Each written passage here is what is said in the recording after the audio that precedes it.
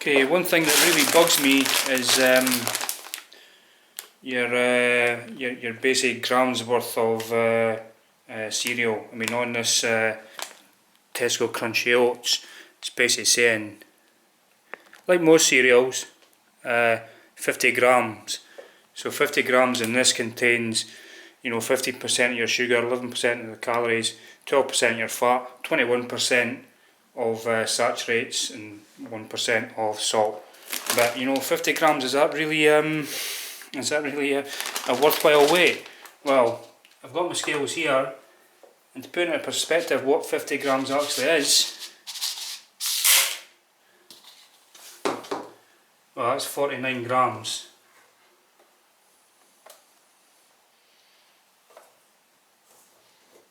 So, just to put up to the 1 gram, yeah, that's 50 grams. Just quickly show you it. Oh, it's at 49. So, oh, there it is. It's gone to 50. So there's 50 grams of your cereal. So, if you put that in a bowl, that's what they're saying you have roughly for breakfast. Well, I'm not saying roughly, but that's what the statistics are on. But look at that. I mean, that's not a bowl of cereal. I mean, look at it, what's that you put on a plate? I mean, who has that amount? It doesn't matter if it's 50 grams of muesli, 50 grams of porridge oats, 50 grams of whatever. I'm not just picking on Tesco Crunchy Oats, but 50 grams, I mean, that's nothing. I mean, the reality is, I'll tell you what, I've put that back in here, my average bowl, and this is probably the average person's average bowl of cereal. Is something double that. I'd probably say something like that, I'll just put it on the plate, is what, like probably most other people, have for their breakfast.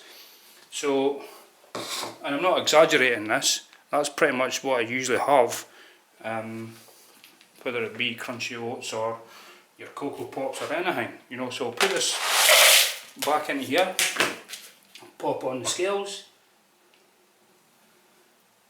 and your average, that's 135, it's 135 grams. So is your 50 grams a realistic target? Well, there's 50 grams. I'd need to double this, maybe even double and a half. So you're looking at, calories at 50 grams, 220 calories. That's well over 500. The sugars, no wonder people have got their diabetes and stuff, because you know what, the sugars, that's double and a half. So there's up to about 40%. Your saturates, your fat, and it's not just them. I mean, some cereals I've actually found have got per 30 grams. I mean, this Tesco muesli, I don't actually particularly like this anyway. I mean, this is 50 grams. But again, if you're having 135 grams of that, well, look at the figures. This is actually not too bad on the 50 grams stats. Usually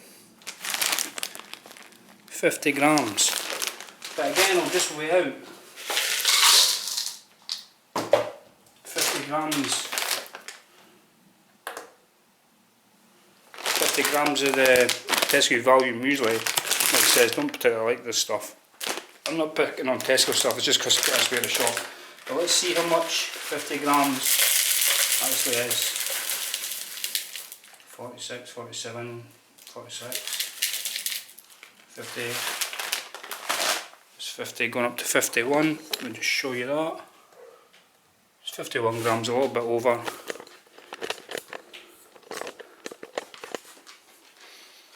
But again, on a plate,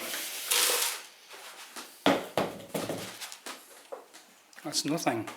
That's absolute nothing. Who has that for breakfast? Who has 50 grams of cereal for breakfast? Why don't we start actually putting it so you can actually calculate a bit better per 100 grams? So I mean, they're scared because if it's 100 grams, if your average person's having 100 grams, you're looking at 30% of sugars, 22% of calories, 24% of fat, 42% saturates. You know, they're just, it's almost like they're keeping the figures down to, you know, the bare minimum, just so people can't actually calculate. I mean, 50 grams. Nobody has 50 grams for breakfast, come on. I love my cereal as well.